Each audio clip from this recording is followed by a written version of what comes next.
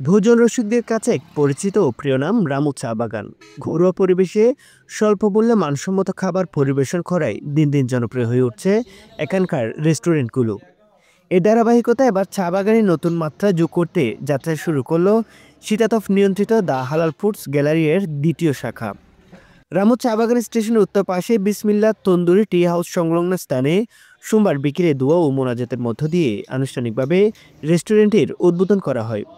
রেস্টুরেন্টের স্বত্বাধিকারী সাবেক সেনা কর্মকর্তা মামুনুর রশিদ মামুন জানান, তার রেস্টুরেন্টের প্রথম শাখা রাজাকুল পাঞ্জেখানা বাজারে যেমন খাবারের গুণগত মান বজায় রেখে সুনাম অর্জন করেছে, তেমনি নতুন এই শাখাতেও মান রক্ষে কোনো আপোষ করা হবে না। রুচিশীল সাজসজ্জা ও পরিচ্ছন্ন পরিবেশে সাজানো রেস্টুরেন্টটি চা বাগানের অন্যতম আকর্ষণ হয়ে উঠেছে।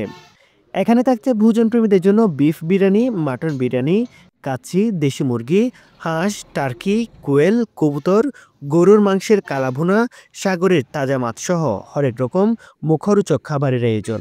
হালাল ফুডস গ্যালারির দ্বিতীয় শাখা চা বাগান বিসমিল্লাহ তন্দুরি টি হাউসের পাশে দ্বিতীয় শাখা উদ্বোধন করছি আলহামদুলিল্লাহ। আমার ভোজন রসিকদের প্রতি আমার আকুল আবেদন থাকবে, ইনশাল্লাহ আপনারা পাঞ্জেখানায় যেরকম আমার হালাল ফুডস গ্যালারির যেভাবে সার্ভিস পাইছেন সর্বোচ্চ মান আপনাদেরকে দেওয়ার চেষ্টা করব। আপনারা আসবেন অবশ্যই আমার রেস্টুরেন্টে। আমার খাবারের মান যাচাই বাছাই করার জন্য সকল খাবারের আইটেমের মধ্যে থাকবে আমার কাচ্চি বিরিয়ানি, চিকেন বিরিয়ানি, বিফ বিরিয়ানি, মোরগ পোলাও, বিফ তেহারি, ভুনা খিচুড়ি, টার্কি মুরগি, দেশি মুরগি, হাঁসের মাংস, গরুর মাংস, কালাভুনা, সাগরের চান্দা মাছ, চিংড়ি মাছ,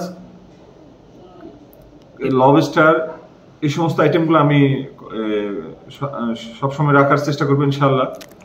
উদ্বোধনী অনুষ্ঠানে উপস্থিত ছিলেন রামু বণিক সমিতির সভাপতি রুহুল আমিন রকি, পাঞ্জেখানা বাজার বণিক সমিতির সভাপতি ডাক্তার আমিরুল ইসলাম, বেসরকারি উন্নয়ন সংস্থা প্রত্যাশী রামু উপজেলার সমন্বয়কারী সাইফুল ইসলাম প্রমুখ। উপস্থিত অতিথিবৃন্দ দ্য হালাল ফুডস গ্যালারির নতুন শাখার সফলতা কামনা করেন এবং এ ধরনের উদ্যোগকে সাধুবাদ জানান। নিউজ ডেস্ক, রামু খবর 24।